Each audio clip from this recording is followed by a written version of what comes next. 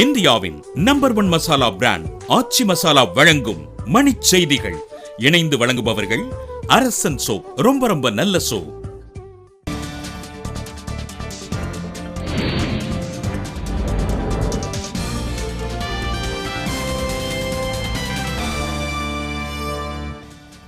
காவிரி விவகாரத்தில் உச்சநீதிமன்ற தீர்ப்பை அனைவரும் மதித்து நடக்க வேண்டும் என வெங்கையா நாயுடு கருத்து.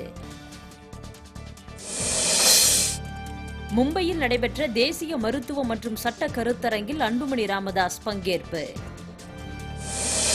காஷ்மீர் பிரிவினைவாதிகள் உள்ளிட்ட அனைத்து பிரிவினருடனும் பேச்சுவார்த்தை நடத்த முதலமைச்சர் மெகபூபா முஃப்தி வலியுறுத்தல். தமிழகத்திற்கு காவிரியில் தண்ணீர் திறப்பது தொடர்பான ஆணையால் எல்லை வரை மட்டுமே பேருந்துகள் இயக்கம். தொடர் விடுமுறை காரணமாக உடுமலை அருகே அமராவதி முதலை பண்ணையில் குவிந்த சுற்றுலா பயணிகள்.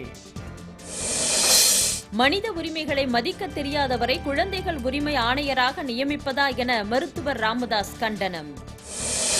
மேட்டூர் அருகே நீர்த்தேக்க பகுதியில் விநாயகர் சிலைகளை கரைக்கச் சென்ற சரக்குந்து கவிழ்ந்து விபத்து, 10 பேர் படுகாயம்.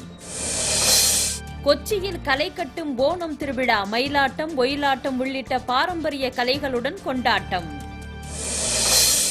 தீவிர தடுப்பு நடவடிக்கைகளால் மலேரியா இல்லாத நாடானது இலங்கை, உலக நலவாழ்வு நடுவம் அறிவிப்பு.